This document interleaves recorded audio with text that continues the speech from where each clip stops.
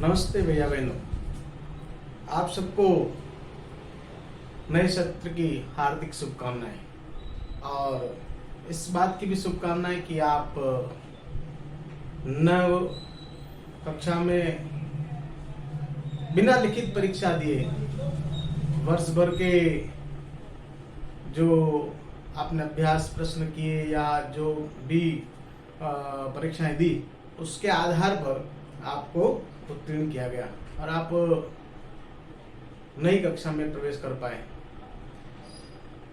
लेकिन ये प्रक्रिया हर बार नहीं होने वाली है। इस बार कोरोना काल के कारण इस प्रकार का निर्णय राज्य सरकार और केंद्र सरकार द्वारा लिया गया कि आप सभी को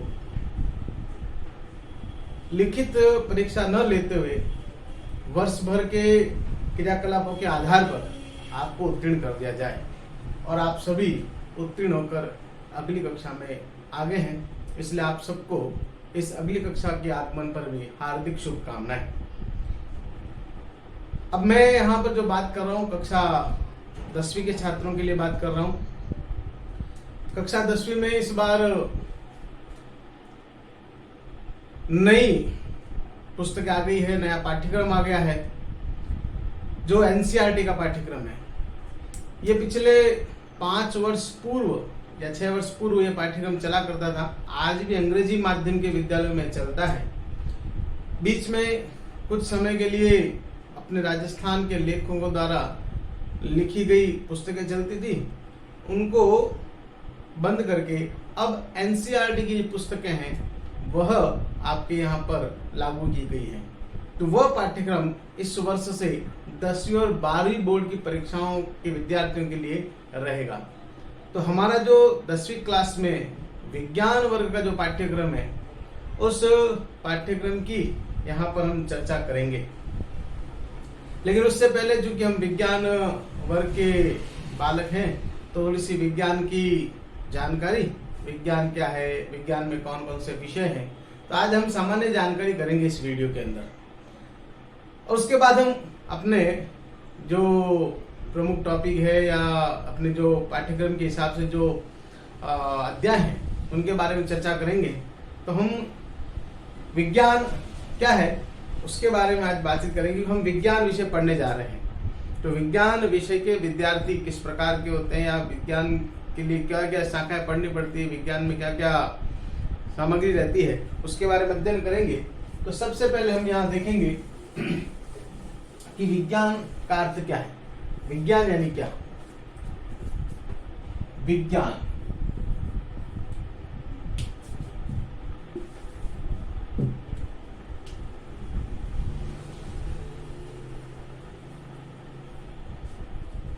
वी प्लस ज्ञान।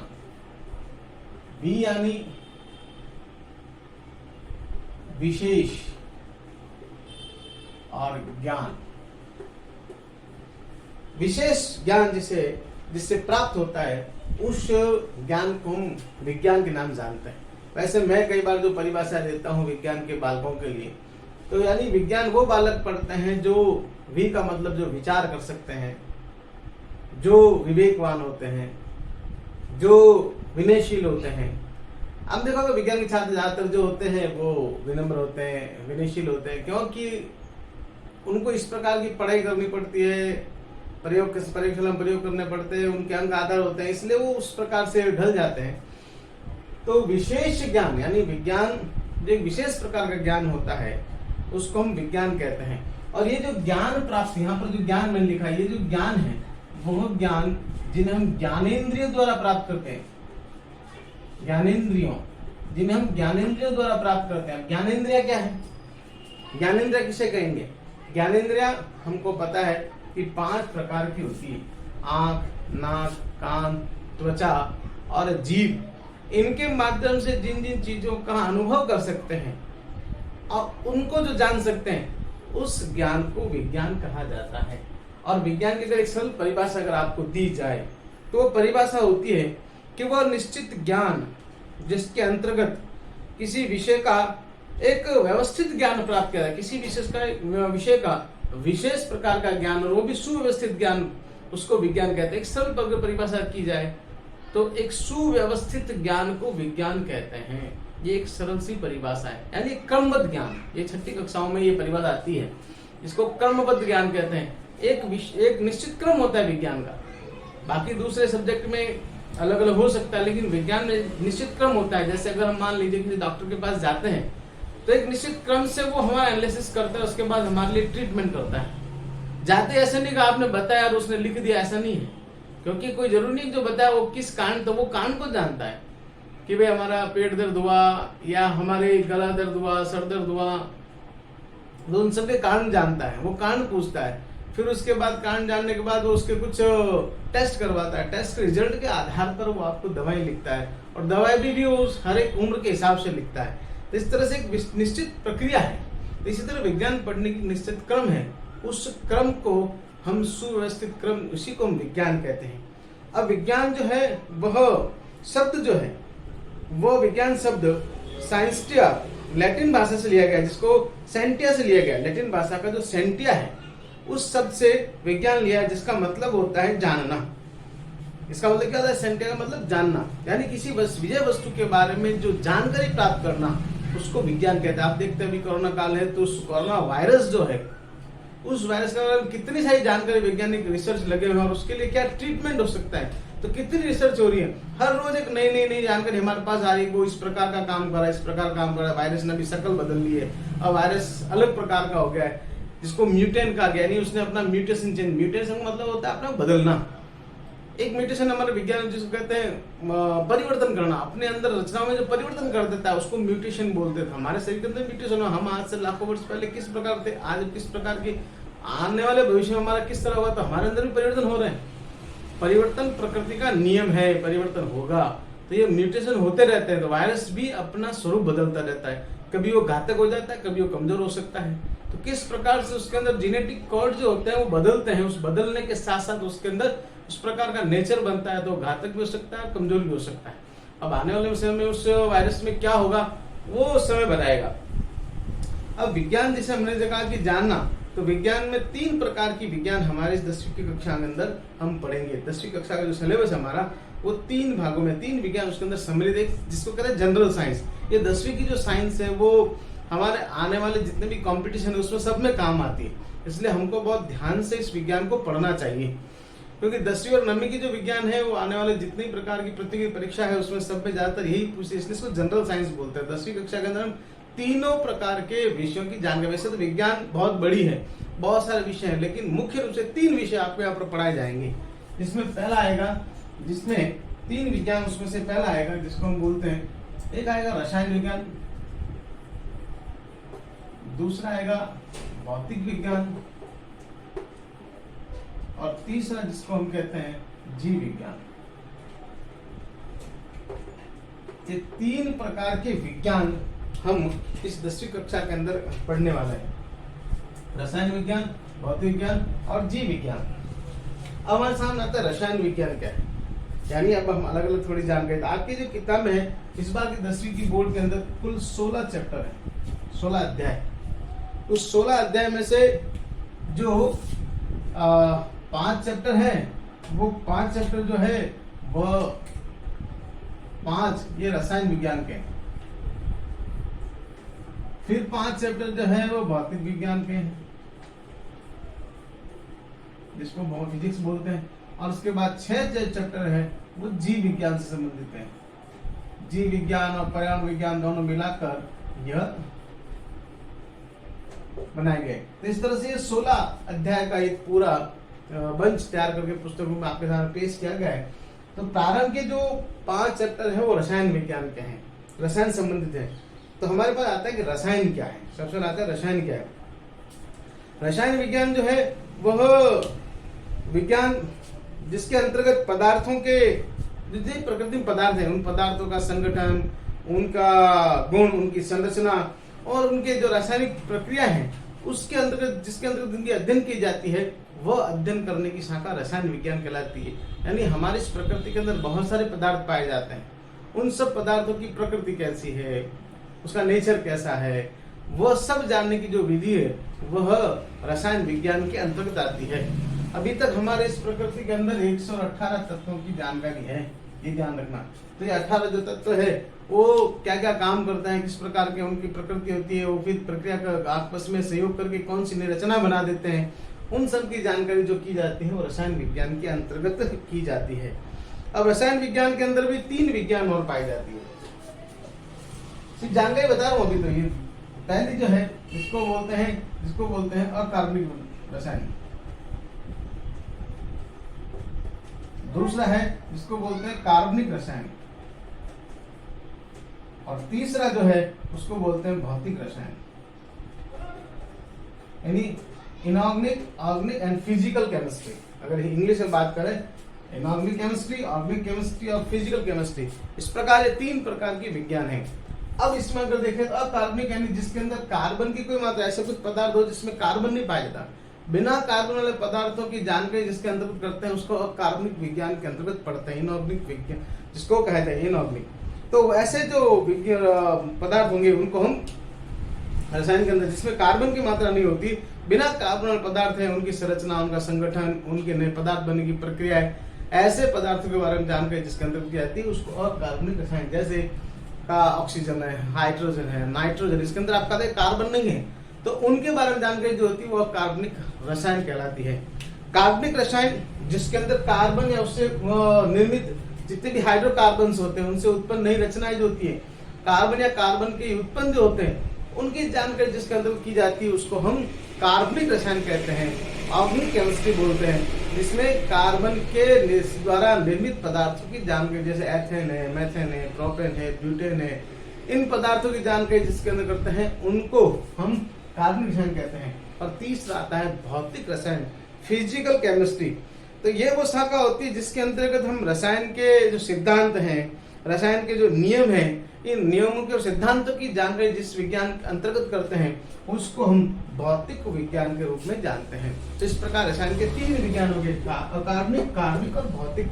इस तरह से ये 3 विज्ञान रसायन विज्ञान अंदर। तो हमारे यहाँ पर इस 10वीं कक्षा के अंदर भी ये कार्बनिक रसायन का एक चैप्टर जिसमें कार्बन उसके यौगिक ऐसा करके चैप्टर आएगा, इसमें कार्बन की जानकारी होगी।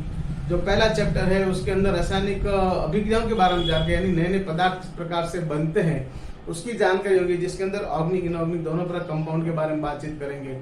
और दूसरा जो चैप्टर है वो एसिड बेस के है, अम्ल क्षार है, तो उसके बारे में जानकारी, उसमें भी ऑर्गेनिक इनऑर्गेनिक दोनों प्रकार के पदार्थों की जानकारी होगी। ये सभी प्रकार के पदार्थों की जानकारी करते हैं। एक छोटी जानकारी और देना चाहूंगा कि रसायन जो कि हमारी जो केमिस्ट्री जो है, जिसको हम इंग्लिश में केमिस्ट्री बोलते हैं, इसकी उत्पत्ति मिस्र देश के प्राचीन नाम, मिस्र देश का जो प्राचीन नाम था जिसको कीमिया कहते हैं, उस कीमिया शब्द से हुई है, उसको केमिस्ट्री कहा जाता है। और रसायन विज्ञान के जो पिता है, वो पिता जिसको पितामह कहते हैं वो बर्जीलियस है। कौन है? बर्जीलियस। आपने 9वीं क्लास में पढ़ा होगा, बर्जीलियस ने जो सबसे पहले संकेत के रूप में पदार्थों के संकेत दिए थे वो बर्जीलियस ने दिए थे। तो बर्जीलियस की अवधारणा बहुत मानी गई थी। तो बर्जीलियस ने सबसे पहले संकेत दिए थे, जैसे हाइड्रोजन है, हाइड्रोजन को H से लिखते हैं, हीलियम को Hc से लिखते हैं। तो इस प्रकार से संकेत की पद्धति जो थी वह बर्जीलियस ने दी, इसलिए बर्जीलियस को रसायन शास्त्र का पितामह कहा जाता है। और आधुनिक रसायन के जो पितामह है वह है लेवासिए। आधुनिक रसायन के जो पितामह जिनको कहा जाता है वो लेवासिए। ये सामान्य जानकारी मैं आपको दे रहा हूँ, वो लेवासिए है। और कार्बनिक रसायन के जो पितामह कहलाते हैं वोलर कहलाते हैं। वोलर वो वैज्ञानिक है जिसने सबसे पहले यूरिया का निर्माण प्रयोगशाला में किया था। कि उससे पहले के जो वैज्ञानिक थे ये कहते थे कि किसी भी कार्बनिक पदार्थ को प्रयोगशाला में नहीं बना सकता, ये सब प्रकृति से प्राप्त होते हैं। लेकिन वोलर था जिसने सबसे पहले प्रयोगशाला के अंदर कार्बनिक पदार्थ का निर्माण किया था, वो था यूरिया, जिसका सूत्र होता है NH2CONH2। यह पदार्थ वोलर ने सबसे पहले प्रयोगशाला में निर्माण किया। उसके बाद से कार्बन की यौगिक प्रयोगशाला निर्माण होने लग गए और उसके कारण हमारा जीवन आसान हो गया। ऐसे कई पदार्थ जो हमारे रसायन इंडस्ट्री में जो है काम आते हैं, हमारे दैनिक जीवन के जो पदार्थ है उनको निर्माण में काम आते हैं। तो इस तरह यह वोलर को कार्बनिक रसायन का पितामह कहा जाता है। उसके बाद हमारे पास आती है दूसरी जो विज्ञान है, उसका नाम है भौतिक विज्ञान। कौन सी विज्ञान? भौतिक विज्ञान। भौतिक से फिजिक्स कहते हैं। भौतिक विज्ञान को हम दूसरा नाम जानते हैं फिजिक्स। ये ग्रीक शब्द से लिया गया है। जिसको फ्यूसियस कहते हैं, यानी जिसमें प्रकृति का ज्ञान प्राप्त होता है, यानी वह विज्ञान जिसमें प्रकृति के बारे में जानकारी होती है। अब प्रकृति के बारे में जिसमें ज्यादातर जो होते हैं वो सब निर्जीव रचनाएं होती है। वैसे प्रकृति के अंदर भी दो प्रकार रचनाएं होती है, एक सजीव एक निर्जीव। तो निर्जीव में जैसे ग्रह है, तारे हैं, नक्षत्र है, और ऊष्मा है, विद्युत है, प्रकाश है, इनकी जो जानकारियां होती है वह सब भौतिक विज्ञान के आधार किया, जैसे गति है, गुरुत्वाकर्षण बल है, सामान्य बल है, इन सब की जानकारी जिस विज्ञान के अंतर्गत की जाती है उसको हम भौतिक विज्ञान के रूप में जानते हैं। तो ये भौतिक विज्ञान हो गया। भौतिक विज्ञान में जो आधुनिक भौतिक विज्ञान के जो पितामह हैं वो अल्बर्ट आइंस्टीन को माना गया है। अल्बर्ट आइंस्टीन को आधुनिक भौतिक विज्ञान के पितामह के रूप में जानते हैं। और तीसरी और अंतिम विज्ञान जो आती है जिसको हम बोलते हैं जीव विज्ञान। जीव विज्ञान यानी जिसमें जीवों की जानकारी होती है, जीवों की जानकारी। विज्ञान का मतलब जिसको जानकारी करना, इसका इंग्लिश वर्जन होता है बायोलॉजी। बायोलॉजी बायो का मतलब होता है जीव, लॉजी का मतलब होता है ज्ञान प्राप्त करना। तो ये जो विज्ञान है यानी ज्ञान प्राप्त करना, जिसमें जीवों की जानकारी प्राप्त की जाती है, उन सभी को हम जीव विज्ञान के अंतर्गत रखते हैं। अब जीव विज्ञान में दो प्रकार के जीव पाए जाते हैं। कौन कौन से अगर आपसे पूछे तो दो प्रकार के जीव वो है, दोनों सजीव प्रकार के जीव है। और वो कौन से है? एक है जिसमें जीव जंतु होते हैं जिसको हम जंतु कह सकते हैं, और दूसरा जो होता है उसको हम बोलते हैं पेड़। ये दोनों सजीव रचना है। तो जंतु और पेड़ ये दोनों सजीव है और इनकी जानकारी जिस विज्ञान के अंतर्गत की जाती है उसको हम बायोलॉजी कहते हैं या जीव विज्ञान कहा जाता है। अब जीव विज्ञान में सजीव रचनाएं जितनी भी उनकी जानकारी करते हैं, लेकिन ये जितने भी हमने विज्ञान पढ़ी इन सब की डिटेल स्टडी तो और आने वाली कक्षा में होगी, लेकिन कुछ थोड़ी थोड़ी जानकारी हर विषय की हमारे इस 10वीं कक्षा के पाठ्यक्रम में रहेगी। तो इसी तरह जीव विज्ञान के अंतर्गत हमारे जैसे मानव शरीर की पूरी जानकारी इसमें रहेगी। मानव शरीर में हृदय की जानकारी मिलेगी, उत्सर्जन तंत्र की जानकारी मिलेगी, पाचन तंत्र की मिलेगी, श्वसन तंत्र की मिलेगी, जनन तंत्र की जानकारी मिलेगी। तो ये सभी प्रकार के तंत्रों की जानकारी इसके अंतर्गत हमको प्राप्त होगी। इसको जीव विज्ञान कहते हैं। तो जीव विज्ञान के और साथ में कुछ पर्यावरण की जानकारी, क्योंकि आजकल पर्यावरण बहुत जरूरी हो गया। आप देख रहे हैं जितनी भी समस्याएं आज हो रही है वो सब पर्यावरण के कारण हो रही है। पर्यावरण के गड़बड़ होने से ये सब समस्या उत्पन्न हो रही है। हमारे आज जीवन जो थोड़ा सा संघर्ष में बना हुआ है वो प्रकृति कारण बना हुआ है। पहले प्रकृति शुद्ध थी, साफ थी, खान पान अच्छा था, इसलिए किसी प्रकार की समस्या हमारे जीवन में नहीं होती थी। आज इस प्रकृति के अंदर बहुत सारा प्रदूषण मिल गया है, तो उस प्रदूषण का प्रकृति प्रदूषित हो गई और उसी का नतीजा आज की वर्तमान पीढ़ी को और आने वाली पीढ़ी को भुगतना पड़ेगा अगर नहीं समझी। इसलिए हमने 5 जून को पर्यावरण दिवस मनाया है। विश्व का पर्यावरण दिवस 5 जून को मनाया और इसके अंदर हमने और हमारे जो अनुसांगिक संगठन है, विद्या भारती, उसके अलावा सभी संगठनों ने 5 जून को हमने अपने घरों में और अपने आसपास सब जगह पेड़ लगाने का एक आयोजन किया था। ये आयोजन वर्ष भर चलना चाहिए। हमारा जब भी कोई खुशी का समय आए उस समय हमको अपने जीवन में एक पेड़ लगाना चाहिए। उस पेड़ की देखभाल पूरे जीवन पर्यंत करनी जब तक कि वो बड़ा न हो जाए। एक पेड़ को पालना मतलब कि हमारी आने वाली कई पीढ़ियों को सुरक्षा प्रदान करना है, क्योंकि पेड़ ही एकमात्र रचना है जो हमारे लिए प्राणवायु प्राप्त करवाता है। अभी देखा होगा कोरोना काल में सबसे अधिक ऑक्सीजन की जरूरत पड़ी, तो ऑक्सीजन को लाना पड़ा। अगर हमारी पहले से ऑक्सीजन साफ सुथरी अच्छी होती तो हमको इन समस्याओं से गुजरना नहीं पड़ता। तो पेड़ एकमात्र रचना है जो प्रकृति के अंदर ऑक्सीजन बना सकता और कोई नहीं बना सकता। और मैं आपसे एक जानकारी लेना चाहूंगा कि ऐसे कौन से दो हमारे वैदिक परंपराओं में या हमारे सनातन धर्म माने गए हैं जो 24 घंटे ऑक्सीजन प्रदान करते हैं। तो कई बच्चों को पता नहीं होगा, तो मैं बता देता हूँ। जो पीपल है जिनकी हम पूजा नियमित करते हैं, तुलसी जो हमारे घर में पाया जाता है पौधा, इन पौधों को हमारे ऋषि मुनियों ने जानबूझ के हमारे धर्म के साथ जोड़ा। तो हमारे ऋषि मुनि जो थे वो वैज्ञानिक थे, इसलिए उन्होंने वैज्ञानिक दृष्टिकोण अपनाते हुए हमारे जितनी भी परंपराएं वो सब परंपराएं विज्ञान से आधारित है। विज्ञान के साथ जीने वाला अगर कोई धर्म है तो सनातन धर्म है, वो वैज्ञानिक धर्म ही है, विज्ञान के अनुसार जीने वाला धर्म है। तो हमारे जीवन में ये पीपल और तुलसी को पौधे को महत्ता दी, क्योंकि दोनों 24 घंटे ऑक्सीजन उपलब्ध करने वाले पादप है, इसलिए इनको हमारे जीवन में महत्ता दी गई है। तो इस तरह से हमारे इस पाठ्यक्रम में हम 16 अध्याय का अध्ययन करेंगे, जिसमें से 5 रसायन विज्ञान के, 5 भौतिक विज्ञान के और बाकी जो है वह जीव विज्ञान और पर्यावरण से संबंधित होंगे। इस तरह से 16 अध्याय का एक चैप्टर रहेगा, पूरा पाठ्यक्रम रहेगा। इस पाठ्यक्रम की जानकारी हम शुरू करेंगे। तो शुरुआत के जो चैप्टर है 5 वो रसायन विज्ञान के हैं। तो हम आने वाले वीडियो में जिस चैप्टर को लेंगे वो चैप्टर पहला है जिसका नाम है रासायनिक अभिक्रियाएं। तो आप सबके पास पुस्तक हो जाएगी, नहीं तो अभी अगर बाजार में मिल रही है आगे होगी, नहीं आई तो पुरानी मिल रही है बाजारों में, आप प्रयास करेंगे तो मिल जाएगी, नहीं तो आप अपने गूगल से उसको डाउनलोड कर लीजिए। ठीक है, धन्यवाद आज के लिए, बहुत बहुत